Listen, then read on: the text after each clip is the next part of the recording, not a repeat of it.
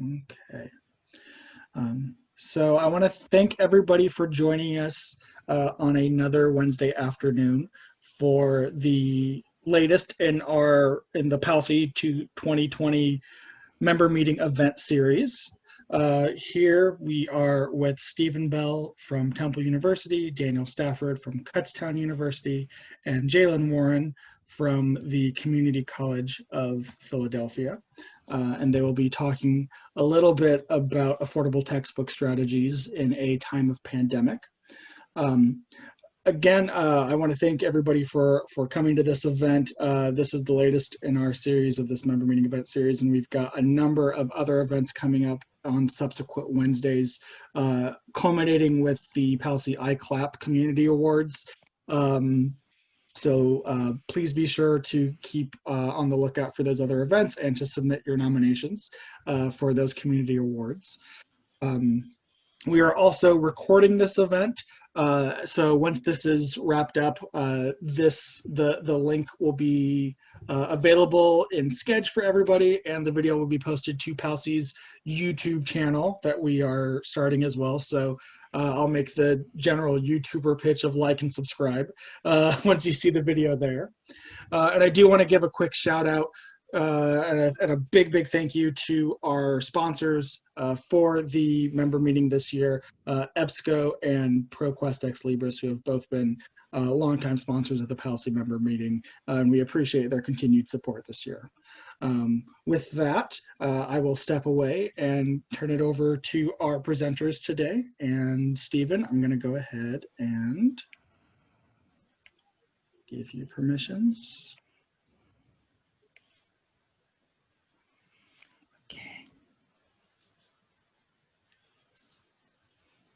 And you should be good to go. Hi, everyone. This is Stephen Bell here. I'm going to get us started, and I want to thank James for all his behind-the-scene work, and thanks also to colleagues at PALCI for accepting this presentation. This is a very timely topic, and I know we have a lot of interest in open education resources, and there's been a lot of conversation over the last few months about how things were going to be looking as we approach the fall, and whether this would be an opportunity for academic librarians to make a bigger push for faculty to start adopting open education resources and other affordable approaches to course content. And I think we're seeing some of that come to fruition. So we're going to briefly introduce ourselves and share contact information. So once again, I'm Stephen from Temple University Libraries. And if you want to get in touch, you've got my email and my Twitter account there if you'd like to get in touch that way. So next we'll go with Jalyn. Hi, everyone. Jalyn Warren, assistant professor in the library from Community College of Philadelphia. And my email address is listed on the slide. Hey everybody, I'm Dan Stafford from up at Kutztown. My email address is there. I'm the OER and Emerging Technologies Librarian at Kutztown, and one of the Affordable Learning PA OER specialists as well. So, thanks for coming today. Okay, we're honored to be here today to chat with you all, and we are going to share some information about what's happening at each of our institutions and what we've been observing and some efforts we've made to try to leverage the current environment to encourage the use of open education resources. We also will want to leave plenty of time for discussion and hearing what's happening at your institution, some of the things that you've been trying. So we'll look forward to hearing more from you as well. And we do have the chat open, so feel free to chat your thoughts. And at least one or two of us at all times will be monitoring the chat for questions and conversation.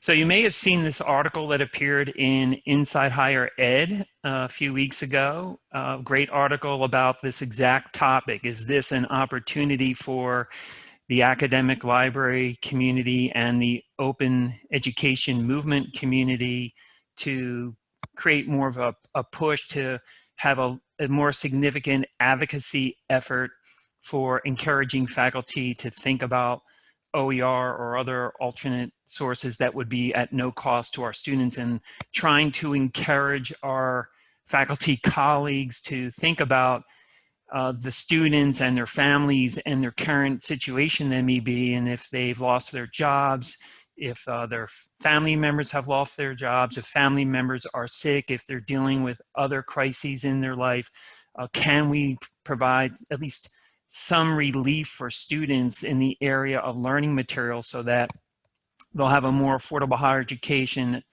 and that it will help to reduce whatever accumulated debt they'll have at the end of their college career. So these are some of the themes that we've been thinking about as we've prepared for this session.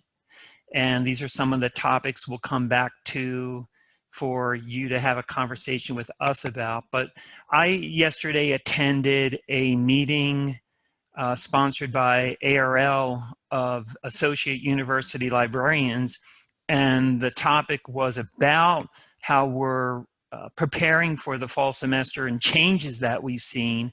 It was not specifically about open education resources, but I can tell you that many of the 50-some colleagues that were there are trying their best to encourage faculty to think about open education resources, particularly in light, I think almost 100% of the attendees have indicated that they do not have physical course reserves. So we'll touch on that as well, because that's having a big impact on the delivery of services. And this presentation was titled, "Where do you have my textbook?" I think everyone here is aware that that is probably the #1 question that we get from our students the first week of classes, when they're scrambling to see if they can get their textbook from the library on interlibrary loan, whatever they can do to find it so they don't have to buy it. And things are quite different this year.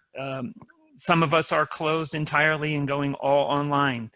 Some of us are open and students can come in. So depending on what the nature of the situation is, I know here we're seeing much more chat activity where students are asking about textbooks and whether we have access to a digital version of something that would have been on print reserve. So things are even a little more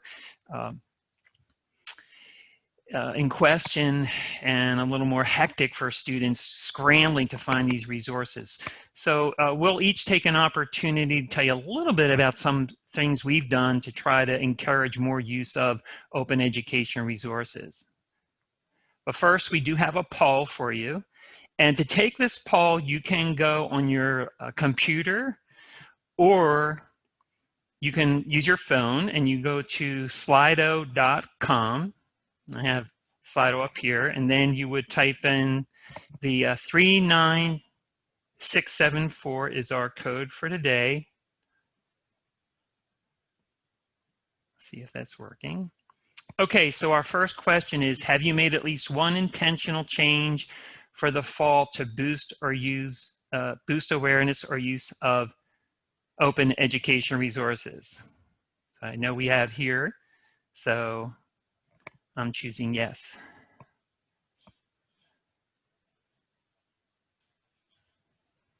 Okay, so hey, this is great. The vast majority of us are in fact doing something intentional to encourage the use of open education resources. And if we're not already, there's a smaller number that are thinking about it or planning to.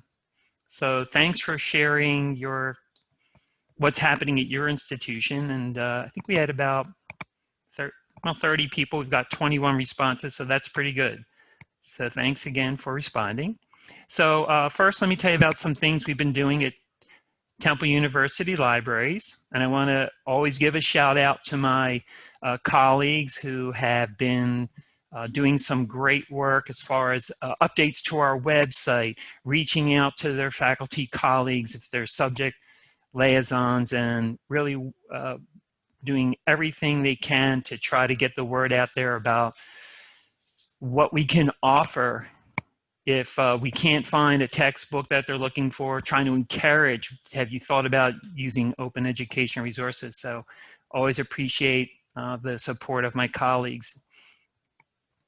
So one of the things in terms of what new opportunities have been created by the COVID pandemic situation is that, and again, I've heard this from my colleagues who are AULs, that many of us have been given an opportunity to work with our provost to get more messaging out to faculty about using open education resources, using library resources, our licensed library content, and encouraging them to think about that as they're planning for their courses. And this is a letter from Joanne Epps, our provost here at Temple University, that went out to faculty several weeks ago, early August, I want to say, and doing that exact thing. And one of the great things that I heard about this is that they do track how many people actually open up and look at these messages. And this one, I think, was 65% of faculty opened it up. We hope they read it.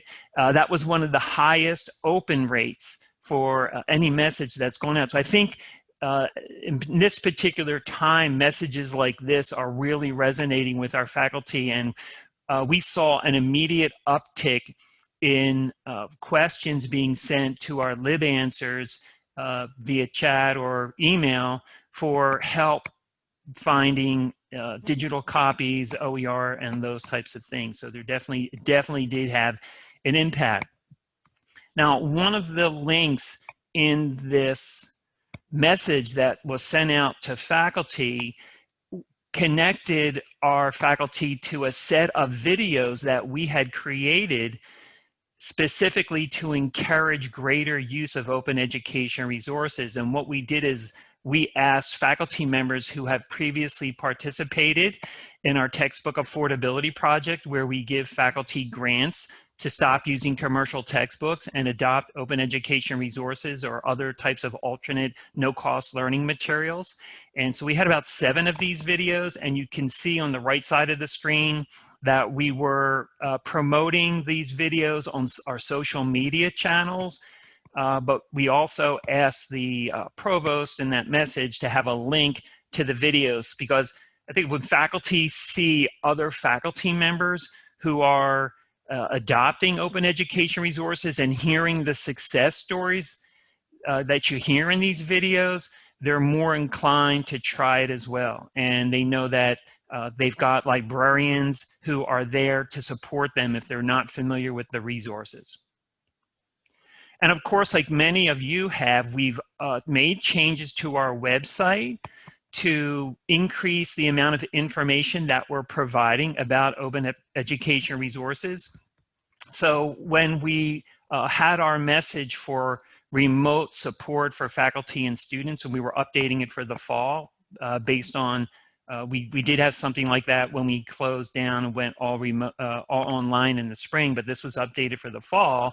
This time we added more content about open education resources that you can see on the left side there, where they've got links to some of the key resources for finding OER, as well as pointing to subject librarians and our guide for finding open education resources as helpful tools. And then we also linked to a helpful blog post. That's actually the blog post that I think came from University of Gulf, that actually explained why we can't always work with those companies that are offering temporary free access to textbooks like Vital Source or Red Shelf, and that those are not going to be long-term solutions for this situation. And so you can see in my bullet points just a couple of the things that we tried to emphasize on this page, where we were promoting faculty to think about using open education resources. So I'll turn things over to Jalyn now, and just let me know when you want me to advance the slides. And again, well, we'll stop for a moment. Any questions? I'm seeing the chat. I don't see anything there, but if anybody wants to turn their mic on and ask a question about anything that I've just shared, Glad to take a question now.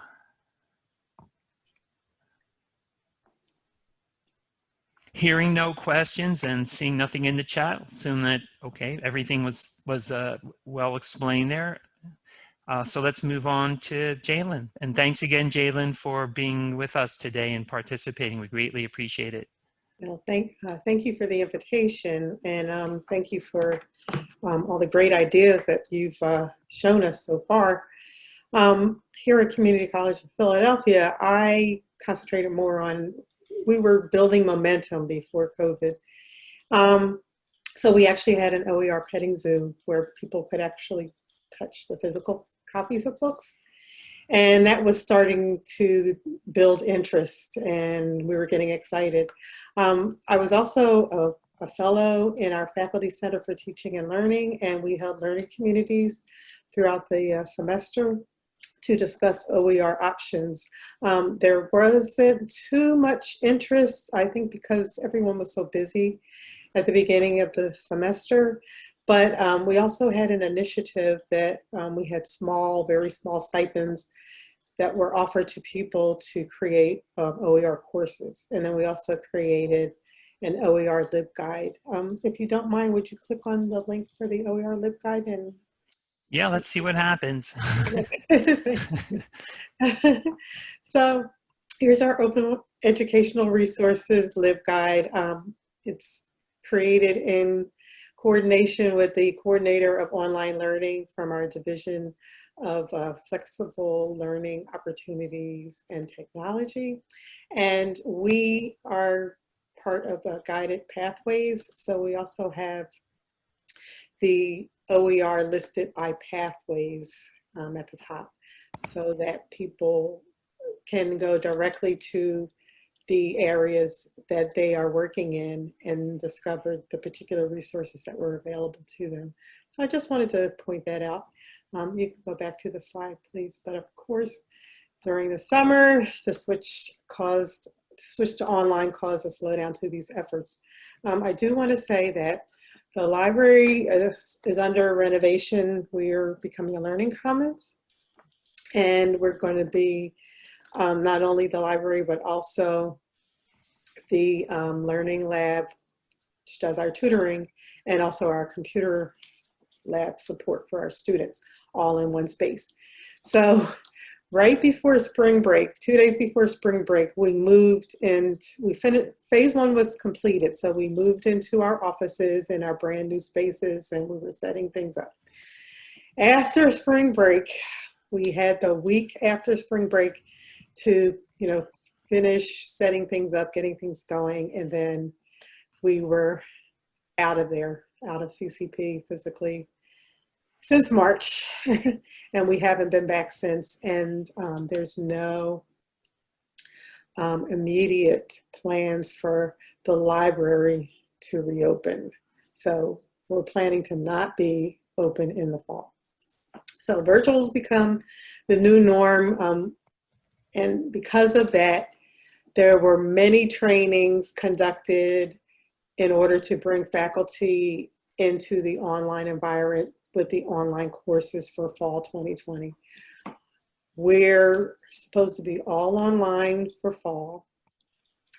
Some allied health courses, especially nursing and biology, dental hygiene, are going to go hybrid and have lab courses on campus with a limited number of students. So going towards this, coordinators actually created course shells using the textbooks that they were already comfortable with and the resources that they were already comfortable with. So OER kind of got pushed to the side, unfortunately, and wasn't really considered in this particular course creation. So next slide, please.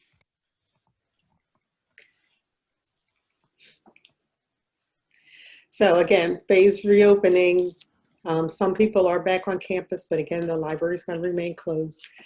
We are not offering reserves. Our reserves are all physical. We do not have electronic reserves. We don't do digitization.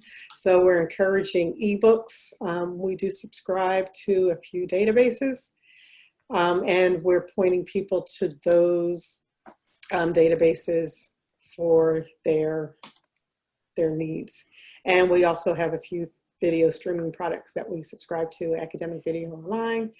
We switched to a mediated model in Canopy because of the cost of the videos was getting out of hand. And then for Swank, we have a few licenses available as well. So we haven't been getting a lot of questions about reserves or resources that faculty will need for the fall. So I'm assuming that they're so busy trying to get their courses ready for the fall that they're not thinking about what additional resources they may need at this time. But in the meantime, I'm going to continue to look for OERs for the different subject areas. And what I do is I create Google Docs, and as I see them in the listservs and other sources, I gather them together and put them in the Google Docs so that if they need help, I'll have it immediately available to them. So next slide.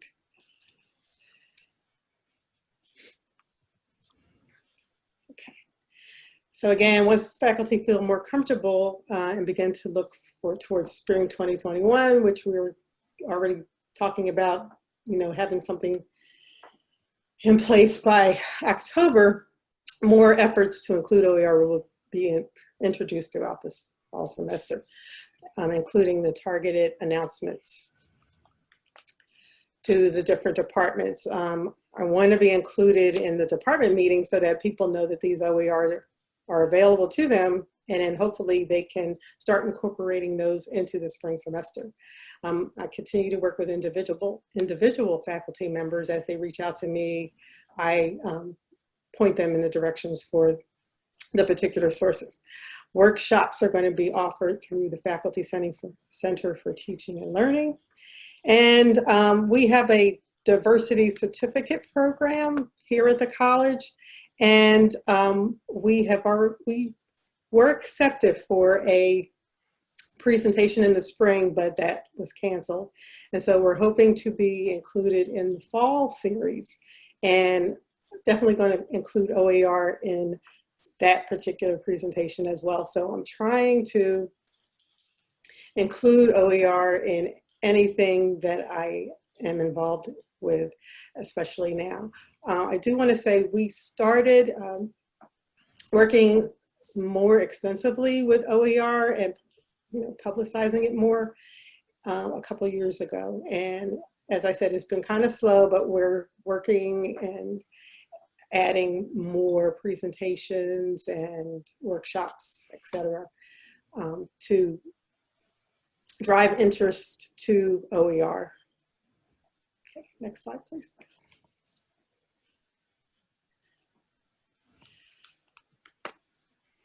Okay. Oops. Was that your last slide? Oh, this is it. Okay, sorry.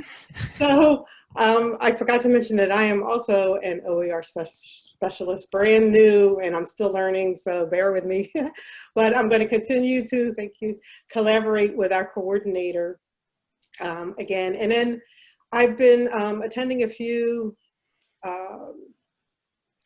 lots of webinars. I've been webinared out this summer, but I do want to concentrate this semester on forming relationships with our student groups, especially student government, the Center on Disability, our Veterans Resource Center, and our Mark David LGBTQ Center to help empower the students to ask for these resources as well, because if the students ask, it's more likely that the resources will be adapted and adopted. Also, I want to encourage the faculty who are already using the OER in their courses to reach out to their departments as well. During the course of looking over the courses for the fall, the coordinator of online learning discovered that one calculus faculty member was using OpenStack's textbook but we didn't know about it. So I'm going to, reach out and survey the faculty and see who's using these resources. And then hopefully that will encourage others to start using it as well. And then we have our new mascot, which was introduced earlier this year, Rory, who is our Lions. And we're going to use Rory to highlight the value of OER as well. And we're going to have a meeting about that today, so I'm excited about that. So that's it. Thank you. Okay, thanks, Jalyn. I just one thing to follow up on this slide where you're sharing that you're a new OER specialist. Was that in the context of OER specialist for Affordable Learning Pennsylvania? Yes, or, I'm sorry. So maybe, do you want to say a word about that, or maybe we'll have Dan? I read it well, to Dan since he's. Dan, do you want to just share what we mean by OER specialist? Of course, yeah. As OER specialists, we have been trained by the Open Textbook Network and a lot of local training to be able to support OER efforts across the state. There's currently 8 of us. I'm kind of a squatter from the original group, but we're into our second and now third group. And what we would love to do is get some contact from people like yourselves to, who want to develop some workshop programs or other OER programming. And we'll be really glad to partner up with you and help you kind of develop that content, even participate if it would be helpful. So we are developing, we're working on developing a range of what exactly is in scope for that. But if you do reach out, we'd be glad to get started outside of that formal parameter set. So please give us a call or send us an email. And, Jalyn will let you off the hook now as being the new person, but some of the rest of us will maybe partner up, and we would be really glad to help you with any kind of programming or answering questions, whatever would be helpful. All right. Thanks, Dan. And thanks, Jalyn, for being one of our new OER specialists. We really look forward to getting the word out and providing educational sessions in southeastern Pennsylvania. Thank you. So we do have a couple of questions. Lisa had a question about, well, this is the question everybody has, which is how do you fund this stuff? We're getting requests for e-textbooks, and we know sometimes when we can get them, because you want to get them with multi-user licenses, the cost can be, as Lisa says in her question, some of them are hundreds of dollars. I could tell you here, our head of collections and acquisitions, Brian Schooler, has been very intentional about shifting resources away from firm ordering by librarians. So most of the librarians here will have less firm ordering funds to use this academic year, and we're shifting some of that money over to the purchase of the licensing of ebooks or buying them with perpetual access where we can. We also here do a lot of work with our bookstore. I get a spreadsheet from the bookstore, which is a Barnes & Noble, that tells us what the complete inventory of books are for the fall. And we've been doing that for a couple of years, and we analyze that to see what books are being used over and over again and seeing if we can purchase those as ebooks, and then having a list of what those books are so faculty and students can see if there's a book they're using in the course is something we already have available as an ebook. And if anyone's interested in that, I can get more information. But I'll open it up to Dan or Jalyn if you want to comment on the funding of these, what can be sometimes expensive ebook licenses. I can go. For us, our budget has been reduced, and we are just telling people that we can't get these reserved books because most of them are based on the number of students instead of just being an unlimited usage, and the department chair is not going to go for that because of the number of people who would probably be asking for these particular books on reserve. Unless they increase our budget, I don't think that's going to happen. Dan had asked previously, thank you, Jalyn, for chiming in on that. And this is a great opportunity when you can't get the book to say, well, we can't get that book in e-format, but did you consider this open education textbook that might be a possibility, or we already have this other book on the topic in EBSCO ebook collection, or wherever the case may be. So you may be able to point them to something that will work for this semester. And Dan had asked if, was it a simple ask to get the letter from my administration to the faculty? I would say it was not a simple ask. Our library dean did reach out to the provost, and I think given the nature of the current environment, it was probably easier this year than it would have been in previous years. But I think we've also been working in the background over the last 2 years to try to get the provost and our high-level university administrators to be more aware of the textbook affordability crisis in general. And I think that background work has set the stage for making it an easier ask than it would have been. I think there's a question for Jalyn about your presentation. Linda asked, I would be interested in what is covered in the workshop for faculty. Are you doing multiple to cover different aspects? So can you respond to that, Jalyn? Yes, we are. Yes, we do. Normally during professional development week, we try to make it all inclusive. So we've had 4 of those so far. And let me just get to that. The first one was called The Price is Right, creating a credible assignment using open educational resources. We had an escape room that we titled Escape from Expensive Textbooks. Beginning of the spring, we had equity and OER, and then on Monday, we're having one called a virtual treasure map, escape from the island of expensive resources. But throughout the semester, during my fellowship, what I did was I used each workshop to highlight a specific area of OER. So for the first session, I would talk about what OER was. I would talk about the licensing. Then for the second one, I would actually ask them to come back with the types of resources they were interested in for their particular subject area. And I went over the different websites that were available to them. I did that for a couple of the workshops.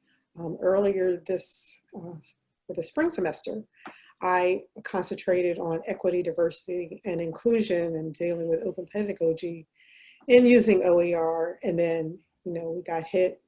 And for the last one, we pretty much just tried to discuss what we would think about working on over the summer. A couple people were going to create courses over the summer, but then once they found out they had to use their template courses, then it was pushed to the side. But they're still interested in creating a course using OER. Okay, thank you, Jalyn. And thanks for your questions thus far. Liz, I'll get to Dan where we want to get to Dan in just a moment, but I'll just say Liz did ask a question, or lamented rather, about not being able to get a good textbook inventory from their Barnes & Nobles. I won't address that now.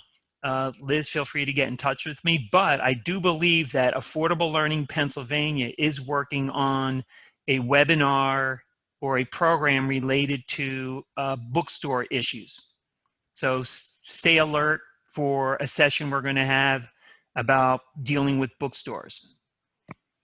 And if you're not in the chat, Jalyn shared the link to the diversity certificate program. So thanks, Jalyn. All right, let's, okay. We just have a quick chat. I'm sorry, a poll question. This is an open-ended poll question. If you look at your phone or your computer screen, you'll see that we're just asking for what's one thing that you think will persist into 2021 and beyond based on changes that have occurred in the fall of 2020. So we'll give you a minute to think about that, and we'll see what you think.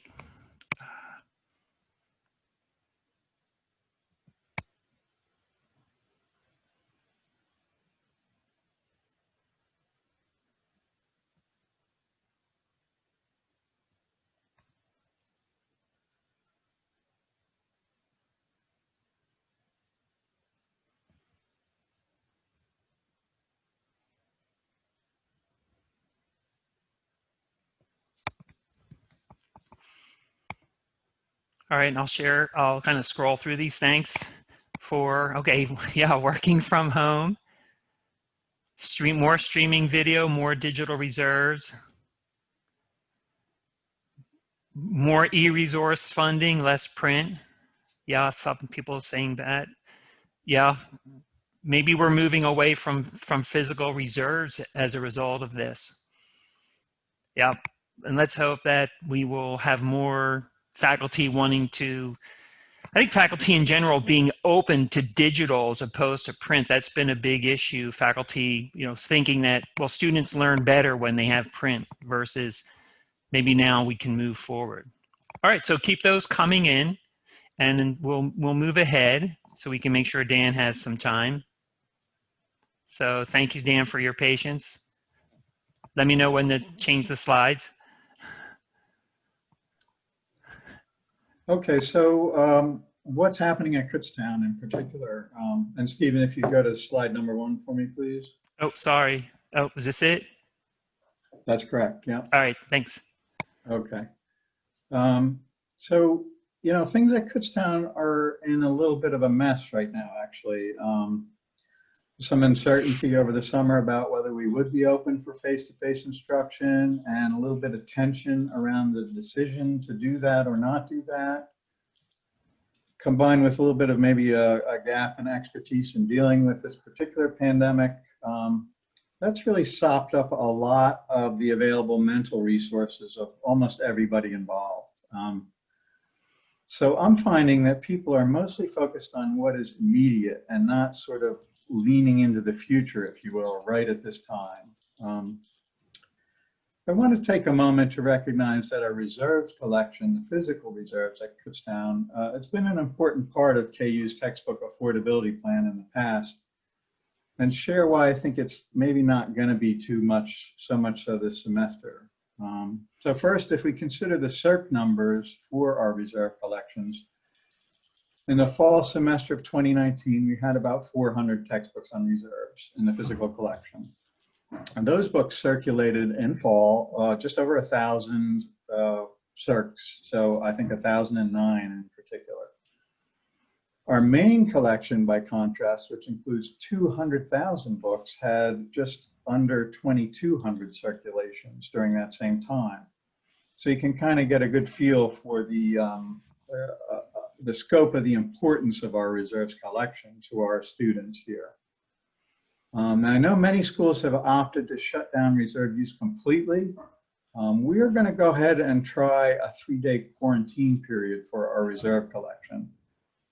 And that is based on the OCLC, IMLS, and Battelle Group REALM project data, the Reopening Archives, Libraries, and Museums project research suggestions. I've got a link to a good webinar, but it's a long webinar that you might consider taking a look at if you're interested in the viability of the virus on surfaces that are interesting, of interest to people, librarians like us. They talk about paper and books and plastic, and it's ongoing research. They're going to be coming out with another update in September. I found it very interesting and somewhat troubling, the trends that are in there. So give it a shot if you have time and interest for that. So in early summer, we contacted faculty. We both blast emailed and sent personal emails to faculty who have items on our reserve collection to let them know of our new quarantine system. We offered to return personal copies for people who had concerns about, having the book exposed, or they just wanted them back. But more importantly, we offered to scan in appropriate sections and put them behind our login wall for e-reserves. to make them available to students, you know, maybe the most critical parts of their books. And we kind of expected, because it was summer and there's a lot going on, that there would be a low response, but there was really no response at all. So that was kind of an early indication of the level of faculty engagement that towards this issue. Stephen, if you go to slide 2, please.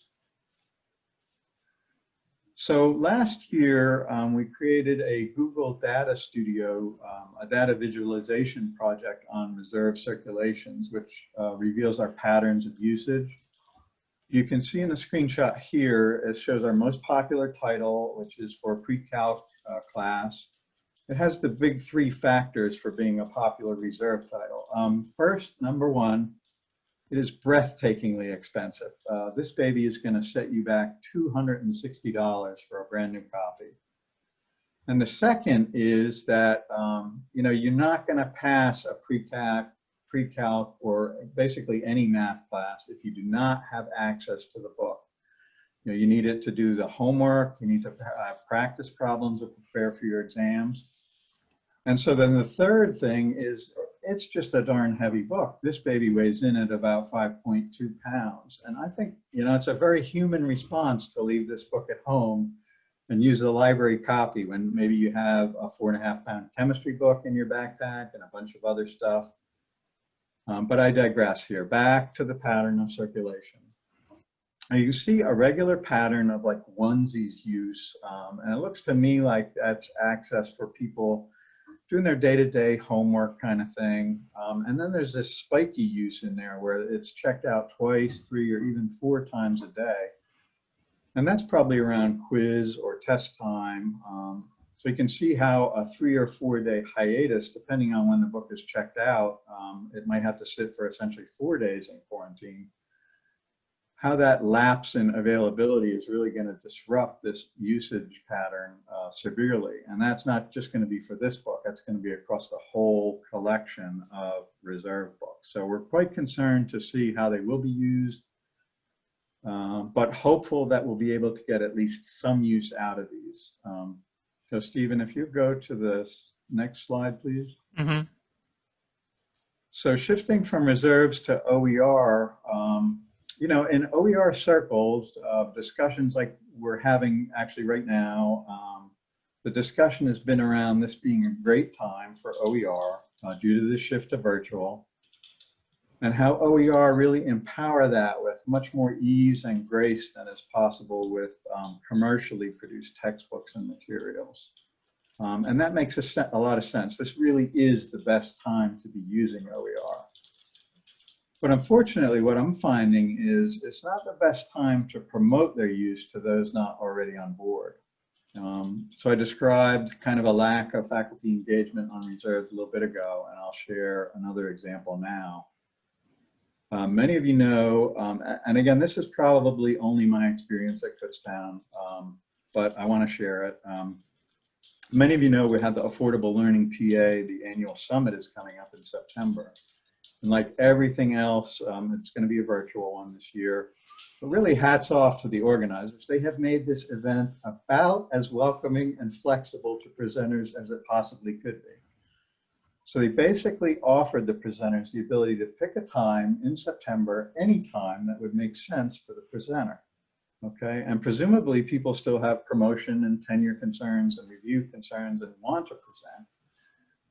So what I did here at Kutztown, reached out to our kind of OER crew of faculty with personal emails again. That's about 30 people we're up to now in that group. And after sending follow-ups, I did finally get a response from one person. And he said that between figuring out homeschooling his young children, finishing final grades for summer courses, moving into a new house, if you can believe it at this time, and transitioning to a hybrid modality of course delivery that's going to encompass both face-to-face and offline or online stuff. He didn't feel he had time to present at that time. You know, usually a no would be discouraging, but I was actually kind of stoked to get at least a response. I mean, these are people I've worked with pretty closely in the past. So another event I would usually participate in is I'd have a few minutes to talk with our new cohort of brand new faculty at Kutztown University and invite them to further one-on-one sessions about OER. That was canceled for the library. Also, we're up against a short time window for textbook ordering for the spring. So our soft deadline for that at Kutztown University is October 15th, and that's set by the KU bookstore. So with most of my regular channels of communication just not available, I'll confess it's been a little frustrating looking at more passive ways to promote OER. I don't think they just work as well as more active things like knocking on doors and directly talking to people, but it is, what's available to us at this time. So Stephen, if you go to slide 4 now, please. Thank you. What do I have planned? What's going to go on here at KU? Basically, I'm going to put up a form on our library website, and I plan to offer a set of OER-related services for our faculty, consultations, searching for an appropriate set of OER materials for professors to review and hopefully adopt, virtual department meetings if people are interested in that. I'll also leave a nice big blank space for people who want to put in other requests too, things I haven't thought of but they're interested in. And then I'm going to ask our outreach librarian here to pull out all the stops to get people to notice what we're offering. And I'll just wait for the responses to roll in and hope that we get some. So also, I think it's a great time for planning for the future. I and we usually have so little time for that during non-pandemic times. I mean, right? You're usually wearing many hats and putting out the hottest fire. But for right now at Kutztown, I think it's time for us here to step up with some grant funding for rewriting courses around OER. That's really our logical next step here. We've raised awareness, usage is increasing and spreading here, and now we should look towards more robust support. And that is in a time of awareness of budget cuts, as we know, but the return on investment for open educational resources is just extraordinary. It really exceeds what's available for most other legal opportunities, I think. And I'm going to give you an example. Here at Kutztown, we ran a open textbook network style workshop a little bit ago, and we offered the participants $200 for attending the workshop and doing a review of a textbook in the open textbook library. So that's kind of a maybe familiar technique that's quite effective, people might be aware of. So among a handful of those adopters, we had one biology professor who teaches the Intro to Bio course for non-majors, and he has about 200 students across 2 sections. The chosen OER replaced a textbook that he estimated cost students about $100 on average. So in crude numbers, you take $100 times 200 students, that's $20,000 for that semester. We're now in his 3rd semester of using that book. And 3 more bio professors has adopted it as well. So that turns out to be quite a return on our initial $200 cash and hour-and-a-half time investment to get this thing going. It's really a compelling story, and administration should hear that message and act to support more stories like it. Now I have some time to prepare that message and figure out how and when to deliver it. Some existing things I had in the works, which I did have a presentation all set to go for our computer science department for the spring semester. That was before all the madness set in, and I will be doing that for them this fall at some point, assuming we're pretty much status quo going forward, which is maybe a risky assumption at this time, I recognize, but hopefully. So our Center for Excellence in Teaching has picked up that event too, so hopefully we'll get a few more and some varied attendees, not just from computer science.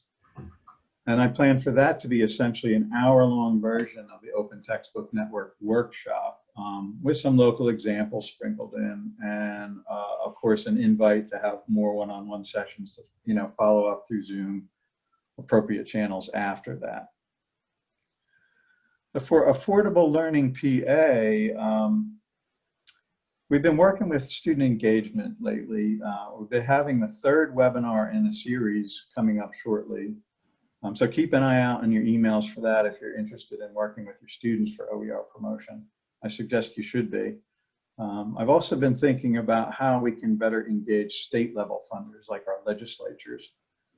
Some of our neighboring states like New York to the north and to a lesser extent, but still significantly Ohio out west, do a much better job, I think, than Pennsylvania in funding these things. And I think that's something we should really work to change. So that's basically what's going on with KU and my thoughts and plans for the semester. So I'd like to turn it back over to Stephen and thank you for your attention. Thank you, Dan. And again, we know you may need to head off to something. We got started a little bit late, but we're going to wrap it up soon. Janelle had an interesting comment about, I think, something that Jalyn and possibly Dan even mentioned, trying to figure out who on campus is actually adopting OER or who has dropped textbooks. And, I know here at Temple, we're going to be doing a survey in the fall, and that seems to be one of the ways that you could try to find out about it. Often we hear about it anecdotally. So we just have one final activity for you. We're trying to wrap things up, and then we'll maybe have a moment for questions. We did want to just get a sense of what's happening with physical reserves at your library, and this is something you can answer in the chat. Number one, your continuing physical reserves. Number two, you're not going to have any physical reserves this fall. Number three, you have very limited. And number four, you're doing something completely different. So, so far, seeing mostly twos and threes, but I see, yeah, that's interesting. We were talking about making all the physical reserves open and letting people handle it themselves, but we had too many concerns about not being able to quarantine books after, these are high turnover items. We even looked into the possibility of one of those like book sterilizing machines that looks like a microwave oven. But apparently our university doesn't allow these ultraviolet light devices, I found out. All right, so thanks for participating. So we are going to be wrapping up. And want to thank everyone for being here today. It was a good conversation. Again, these are just a couple of the things. If you have any additional questions you want to ask, comments, we tried to cover most of the themes of our session about how things are changing, how we're trying to promote open education resources, challenges we're facing as we get more requests for digital versions of these textbooks, students asking if we can get these digital versions and that they cost more money is a big challenge for many of us, particularly as we're having budget challenges.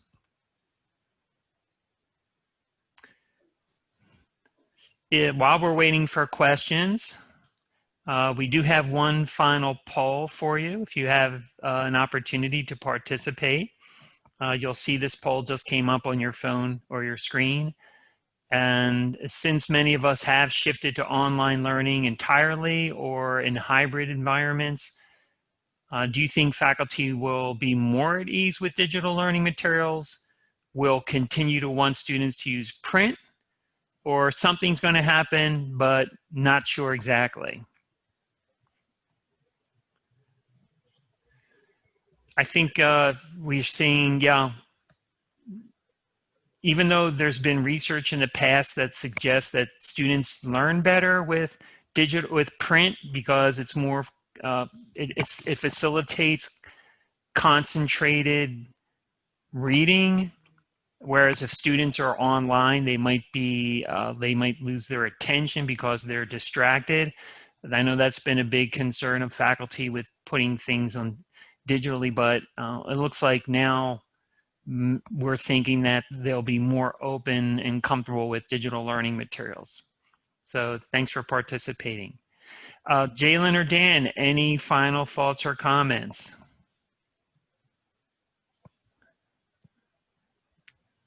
Okay, well, thanks again for joining today and sharing what's happening at Community College of Philadelphia Thank and you. Kutztown University.